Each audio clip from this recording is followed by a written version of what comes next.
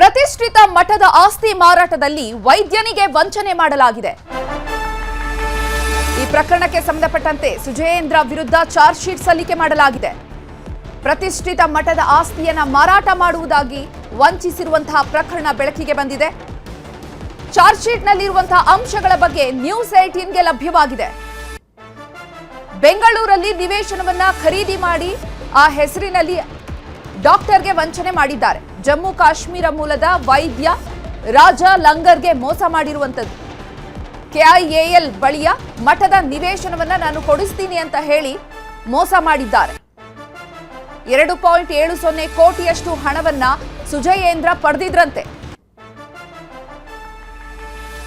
40-60 site ಅನ್ನ ಕೊಡಿಸ್ತೀನಿ ನಾನು, ಮಠಕ್ಕೆ ಸಂಬಂಧಪಟ್ಟಂತಹ ಸೈಟ್ ಅದು ಅಂತ ಹೇಳಿ ದುಡ್ಡನ್ನ ಪಡ್ಕೊಂಡು ಮೋಸ ಮಾಡಿದ್ದಾರೆ. 1.50 ಕೋಟಿಯಷ್ಟು ಹಣವನ್ನ ಸುಜಯೇಂದ್ರ ಪಡೆದಿದ್ದಾರೆ. ಗಣ್ಯ ವ್ಯಕ್ತಿಗಳ ಪರಿಚಯ ಇದೆ ನನಗೆ ಅಂತ ಎಲ್ಲ ಹೇಳ್ಕೊಂಡಿದ್ದಾರೆ. ರಾಜಕೀಯ ವ್ಯಕ್ತಿಗಳ ಪರಿಚಯ ಇದೆ, ಪ್ರಭಾವಿ ರಾಜಕೀಯ ವ್ಯಕ್ತಿಗಳು ನನಗೆಲ್ಲ ಗೊತ್ತು ಅಂತ ಹೇಳಿ ಅವ್ರ ಜೊತೆಗಿನ ಫೋಟೋಗಳನ್ನೆಲ್ಲ ತೋರಿಸಿದ್ದಂತೆ ಈತ. ಕೇಂದ್ರ ಗೃಹ ಇಲಾಖೆ, ರಾಜ್ಯ ಸರ್ಕಾರದ ನಕಲಿ ಸೀಲನ್ನ ಈತ ಬಳಸಿದ್ದಾನೆ. ನಕಲಿ ಸೀಲನ್ನ ಬಳಸಿಕೊಂಡು ನಕಲಿ ಲೆಟರ್ ಹೆಡ್ ಅನ್ನ ತಯಾರು ಮಾಡಿಕೊಂಡು 2021ರಿಂದ ಮಲ್ಲೇಶ್ವರಂನ ಪ್ರತಿಷ್ಠಿತ ಮಠಕ್ಕೆ ಧನ ಸಹಾಯವನ್ನ ಮಾಡುವ ಮೂಲಕ ಸಂಪರ್ಕವನ್ನ ಈ ಸುಜಯೇಂದ್ರ ಬೆಳೆಸಿಕೊಂಡಿದ್ದ. ಮಠಕ್ಕೆ ಹತ್ತಿರವಾಗಿ ದೇಶದಾದ್ಯಂತ ಸ್ವಾಮೀಜಿಗಳ ಜೊತೆ ಓಡಾಡಿ ಒಳ್ಳೆ ಒಡನಾಟವನ್ನ ಕೂಡ ಇಟ್ಕೊಂಡಿದ್ದ. ಮಠದ ಹೆಸರಲ್ಲಿ ಈಗ ವೈದ್ಯನಿಗೆ ವಂಚನೆ ಮಾಡಿರುವಂಥದ್ದು. ಪ್ರತಿಷ್ಠಿತ ಮಠದ ಆಸ್ತಿ ಅಂತ ಹೇಳಿ ಇದನ್ನ ನಿಮ್ಮ ಹೆಸರಿಗೆ ಮಾಡ್ಕೊಡ್ತೀವಿ ನಾವು ಅಂತ ಹೇಳಿ ಕೋಟ್ಯಾಂತರ ರೂಪಾಯಿ ಹಣವನ್ನ ಪಡೆದು ವಂಚನೆ ಮಾಡಿರುವಂಥದ್ದು.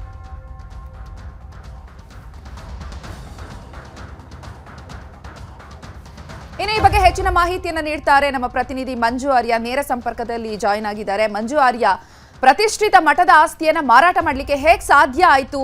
ಯಾವ ರೀತಿ ಈ ಒಂದು ಮೋಸ ನಡೀತು? ಚಾರ್ಜ್ ಶೀಟ್ ನಲ್ಲಿ ಏನೆಲ್ಲ ಅಂಶಗಳನ್ನ ಉಲ್ಲೇಖಿಸಲಾಗಿದೆ?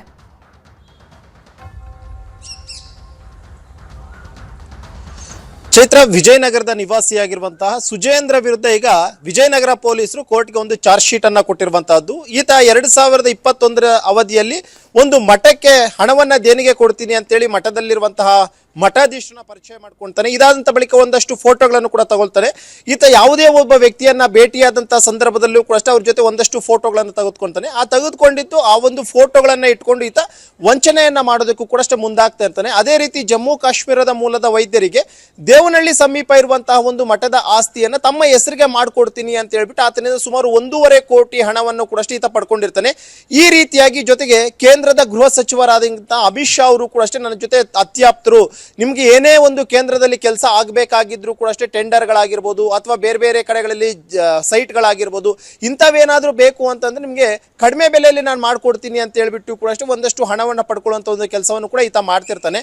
ಇನ್ನು ಈತನ ಮೇಲೆ ವೈದ್ಯನು ಕೂಡ ಜಮ್ಮು ಕಾಶ್ಮೀರದ ಮೂಲದ ವೈದ್ಯ ಒಬ್ಬ ದೂರನ್ನ ಕೊಡ್ತಾನೆ. ವಿಜಯನಗರ ಪೊಲೀಸ್ ಸ್ಟೇಷನ್ ದೂರನ್ನ ಕೊಡ್ತಾರೆ. ಪೊಲೀಸರು ಕೂಡ ಸುಜಯೇಂದ್ರ ಎಂಬಾತನನ್ನ ಅರೆಸ್ಟ್ ಮಾಡ್ಕೊಳ್ತಾರೆ. ಅರೆಸ್ಟ್ ಮಾಡ್ಕೊಂಡು ಎನ್ಕ್ವೈರಿ ಮಾಡಿದಂತ ಸಂದರ್ಭದಲ್ಲಿ ಈತನ ಒಂದೊಂದೇ ವಿಚಾರಗಳು ಬಯಲಾಗಿರುವಂತಹದ್ದು. ಜೊತೆಗೆ ಪ್ರತಿಷ್ಠಿತ ರಾಜಕಾರಣಿಗಳಾಗಿರ್ಬೋದು, ಪ್ರತಿಷ್ಠಿತ ಒಂದು ಸ್ವಾಮೀಜಿಗಳಾಗಿರ್ಬೋದು, ಮಠಾಧೀಶರಾಗಿರ್ಬೋದು, ಇವರ ಜೊತೆ ಹೋದಂತಹ ವೇಳೆಯಲ್ಲಿ ಫೋಟೋಗಳನ್ನ ತೆಗೆದುಕೊಳ್ಳುವಂತಹದ್ದು, ಇವ್ರು ನನಗೆ ತೀರಾ ಅತ್ಯಾಪ್ತರು ಅಂತ ಹೇಳುವಂತಹದ್ದು. ಜೊತೆಗೆ ನಿಮ್ಗೆ ಏನೇ ಒಂದು ಕೆಲಸ ಕಾರ್ಯಗಳಾಗಬೇಕಾಗಿದ್ರು ಕೂಡ ನಾನು ಮಾಡ್ಕೊಡ್ತೀನಿ ಅಂತ ಹೇಳ್ತಾರೆ. ಜೊತೆಗೆ ಬೇರೆ ಬೇರೆ ಕಡೆಗಳಲ್ಲಿ ನಿಮ್ಗೆ ಸೈಟ್ಗಳೇನಾದ್ರೂ ಬೇಕಿತ್ತು ಅನ್ನೋಂಥ ವೇಳೆಯಲ್ಲಿ ನಾನು ಕಡಿಮೆ ಬೆಲೆಗೆ ಕೊಡಿಸ್ತೀನಿ ಅನ್ನುವಂಥದ್ದಾಗಿರ್ಬೋದು. ಜೊತೆಗೆ ರಾಜಕಾರಣಿಗಳ ಹೆಸರನ್ನು ಕೂಡ ದುರ್ಬಳಕೆಯನ್ನ ಮಾಡ್ಕೊಳ್ತಿರುವಂತದ್ದು ಕೂಡ ವಿಚಾರಣೆ ವೇಳೆಯಲ್ಲಿ ಬಯಲಾಗಿತ್ತು. ಸದ್ಯಕ್ಕೆ ಈತನನ್ನ ಬಂಧನ ಮಾಡಿದ್ರು. ಬಂಧನ ಮಾಡಿದಾದಂತ ಬಳಿಕ ಈಗ ಕೋರ್ಟ್ಗೆ ಚಾರ್ಜ್ ಶೀಟ್ ಅನ್ನು ಕೊಟ್ಟಿದೆ. ಚಾರ್ಜ್ ಶೀಟ್ ನಲ್ಲೂ ಕೂಡ ಈತ ಯಾವ ರೀತಿಯಾಗಿ ವಂಚನೆಯನ್ನ ಮಾಡ್ತಾ ಇದ್ದ, ಜೊತೆಗೆ ಯಾರ್ಯಾರ ಹೆಸರನ್ನು ದುರ್ಬಳಕೆ ಮಾಡ್ಕೊಂಡಿದ್ದ ಅನ್ನುವಂಥದ್ದನ್ನು ಕೂಡ ಈಗಾಗಲೇ ಮೆನ್ಷನ್ ಮಾಡಿದ್ದು ಪೊಲೀಸರು ಇನ್ವೆಸ್ಟಿಗೇಷನ್ ಅನ್ನ ಕಂಟಿನ್ಯೂ ಮಾಡ್ಕೊಂಡಿರುವಂತಹದ್ದು. ಚೈತ್ರ, ಧನ್ಯವಾದ ಮಂಜು ಆರ್ಯ ತಮ್ಮೆಲ್ಲ ಮಾಹಿತಿಗಾಗಿ. DCM DK ಶಿವಕುಮಾರ್ ಅವರು ಭಾಗವಹಿಸಿದಂತಹ ಕಾರ್ಯಕ್ರಮದಲ್ಲಿ ಬೆಂಕಿ ಅವಘಡ ಸಂಭವಿಸಿದೆ. ಸಾಮೂಹಿಕ ಮದುವೆ ಕಾರ್ಯಕ್ರಮದಲ್ಲಿ ಬೆಂಕಿ ಅವಘಡ ಉಂಟಾಗಿದೆ. ರಾಯಚೂರಿನ ಸಿಂಧನೂರಿನಲ್ಲಿ ಘಟನೆ ನಡೆದಿರುವಂತದ್ದು. ಸಾಮೂಹಿಕ ವಿವಾಹದ ಕಾರ್ಯಕ್ರಮ ನಡೀತಾ ಇತ್ತು. ಇದರಲ್ಲಿ ಸಿಎಂ ಸಿದ್ದರಾಮಯ್ಯ ಮತ್ತೆ DCM DK ಶಿವಕುಮಾರ್ ಎಲ್ಲರೂ ಕೂಡ ಭಾಗಿಯಾಗಲಿಕ್ಕೆ ಆಹ್ವಾನವನ್ನು ನೀಡಲಾಗಿತ್ತು. DCM DK ಶಿವಕುಮಾರ್ ಕಾರ್ಯಕ್ರಮದಲ್ಲಿ ಉಪಸ್ಥಿತರಿದ್ರು, ಭಾಗಿಯಾಗಿದ್ರು. ಇಂತಹ ಒಂದು ಕಾರ್ಯಕ್ರಮದಲ್ಲೇ ಬೆಂಕಿ ಅವಘಡ ಸಂಭವಿಸಿದೆ. ಶಾರ್ಟ್ ಸರ್ಕ್ಯೂಟ್ನಿಂದ ವೇದಿಕೆ ಬಳಿ ಬೆಂಕಿ ಹೊತ್ಕೊಂಡಿದೆ. ವೈರ್ ಮತ್ತೆ ಅಲ್ಲಿದ್ದಂತಹ ಸ್ಪೀಕರ್ ಮತ್ತೆ ಬಟ್ಟೆಗಳಿಗೆ ಸಂಪೂರ್ಣವಾಗಿ ಬೆಂಕಿ ಹತ್ಕೊಂಡು ಎಲ್ಲ ಸುಟ್ಟು ಹೋಗ್ಬಿಟ್ಟಿದೆ. ವೇದಿಕೆಯಿಂದ ಡಿಕೆಶಿ ತೆರಳುತ್ತಿದ್ದಂತೆ ಈ ಬೆಂಕಿ ಕಾಣಿಸಿಕೊಂಡಿದೆ. ಸ್ಥಳದಲ್ಲಿ ಸಚಿವ ಖಂಡ್ರೆ ಕೂಡ ಇದ್ರು. ಕೂಡಲೇ ಬೆಂಕಿಯನ್ನು ನಂದಿಸಿದ್ದಾರೆ ಸ್ಥಳದಲ್ಲಿದ್ದಂತಹ ಪೊಲೀಸ್ ಸಿಬ್ಬಂದಿ.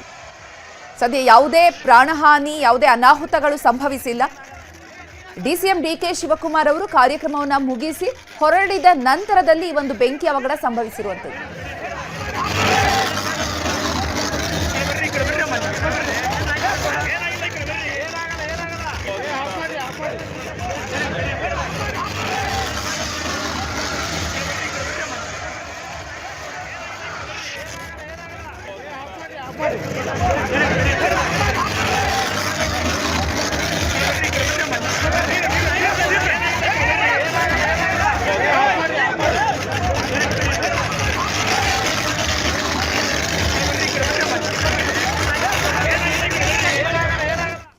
ಈ ಬಗ್ಗೆ ಹೆಚ್ಚಿನ ಮಾಹಿತಿಯನ್ನು ನೀಡ್ತಾರೆ ನಮ್ಮ ಪ್ರತಿನಿಧಿ ವಿಶ್ವನಾಥ್. ದೂರವಾಣಿ ಸಂಪರ್ಕದಲ್ಲಿ ಜಾಯ್ನ್ ಆಗಿದ್ದಾರೆ. ವಿಶ್ವನಾಥ್, ಬೆಂಕಿ ಹೊತ್ಕೊಂಡಂತಹ ಸಂದರ್ಭದಲ್ಲಿ ಯಾರೆಲ್ಲ ಗಣ್ಯರು, ಯಾರೆಲ್ಲ ಅತಿಥಿಗಳಿದ್ರು, ಸದ್ಯಕ್ಕೆ ಹೇಗಿದೆ ಅಲ್ಲಿ ಪರಿಸ್ಥಿತಿ? ಚೈತ್ರ, ರಾಯಚೂರು ಜಿಲ್ಲೆಯ ಸಿಂಧನೂರು ಪಟ್ಟಣದಲ್ಲಿ ಬಸನಗೌಡ ಬಾದರ್ಲಿ ಫೌಂಡೇಶನ್ ವತಿಯಿಂದ ಇವತ್ತು ಸಾಮೂಹಿಕ ಮದುವೆ ಕಾರ್ಯಕ್ರಮವನ್ನ ಹಮ್ಮಿಕೊಳ್ಳಲಾಗಿತ್ತು. ಈ ಒಂದು ಕಾರ್ಯಕ್ರಮದಲ್ಲಿ ಲಕ್ಷಾಂತರ ಜನ ಕೂಡ ಭಾಗಿಯಾಗಿದ್ರು. ಸಾವಿರಾರು ಜೋಡಿಗಳಿಗೆ ಇವತ್ತು ಮದುವೆ ಕೂಡ ನಡೀತು. ಇಂತಹ ಒಂದು ಬೃಹತ್ತಾದಂತಹ ಒಂದು ಕಾರ್ಯಕ್ರಮದಲ್ಲಿ ಡಿಸಿಎಂ ಡಿಕೆ ಶಿವಕುಮಾರ್ ಅವರು, ಸಚಿವರಾದಂತಹ ಈಶ್ವರ್ ಖಂಡ್ರೆ ಅವರು, ಮಧು ಬಂಗಾರಪ್ಪ ಅವರು ಸೇರಿದಂತೆ ಹಿರಿಯ ಸಚಿವರಾದಂತಹ NS ಬೋಸರಾಜ್ ಸೇರಿದಂತೆ ಅನೇಕ ಗಣ್ಯ ಮಹನೀಯರು ಕೂಡ ಈ ಒಂದು ಕಾರ್ಯಕ್ರಮದಲ್ಲಿ ಭಾಗಿಯಾಗಿದ್ರು.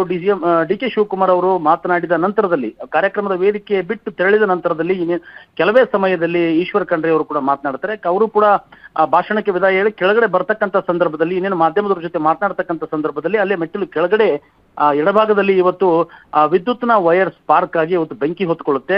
ಬೆಂಕಿ ಹೊತ್ಕೊಂಡು ಆ ಬೆಂಕಿ ಇನ್ನೇನು ತನ್ನ ಕೆನ್ನಾಲಿಗೆಯನ್ನು ಚಾಚಿ ವೇದಿಕೆಯನ್ನು ಸುಡುತ್ತಿದ್ದಂತೆ ಎಚ್ಚೆತ್ತುಕೊಂಡಂತ ಸ್ಥಳದಲ್ಲಿದ್ದಂತ ಪೊಲೀಸರು ಮತ್ತು ಆಯೋಜಕರು ಕೂಡಲೇ ಆ ಒಂದು ಅವಘಡವನ್ನ ತಪ್ಪಿಸಿದ್ದಾರೆ. ಹೀಗಾಗಿ ಆ ವೇದಿಕೆ ಮೇಲೆ ಬೆಂಕಿ ಹೊತ್ಕೊಂಡಂತ ಸಂದರ್ಭದಲ್ಲಿ ಗಣ್ಯ ಮಹನೀಯರು ಕೂಡ ಯಾರು ಇರಲಿಲ್ಲ, ಕೆಳಗಡೆ ಬಂದಿದ್ರು. ತದನಂತರದಲ್ಲಿ ಮಿನಿಸ್ಟರ್ ಎಲ್ಲರೂ ಕೂಡ ಹೋದ ನಂತರದಲ್ಲಿ ಮತ್ತೆ ಇನ್ನೂ ಕಾರ್ಯಕ್ರಮ ಇತ್ತು ಚೈತ್ರ. ಹಾಗಾಗಿ ಬೆಂಕಿಯನ್ನ ನಂದಿಸಿದ ಬಳಿಕ ಮತ್ತೆ ಕಾರ್ಯಕ್ರಮವನ್ನ ಪುನರಾರಂಭ ಮಾಡಿದಂತಹ ಘಟನೆ ನಡೀತು.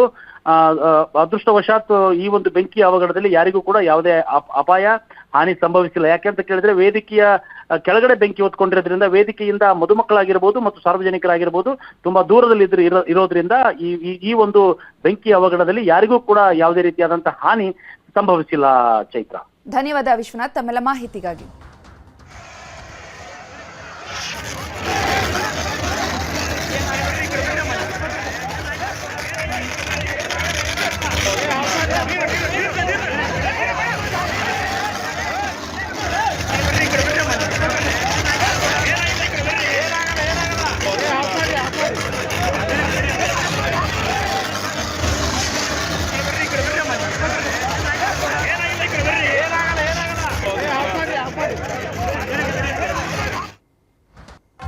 ತಮ್ಮದೇ ಸರ್ಕಾರಕ್ಕೆ ಶಾಸಕ ಗಣಿ ಕೌಂಟರ್ ಕೊಟ್ಟಿರುವಂತದ್ದು.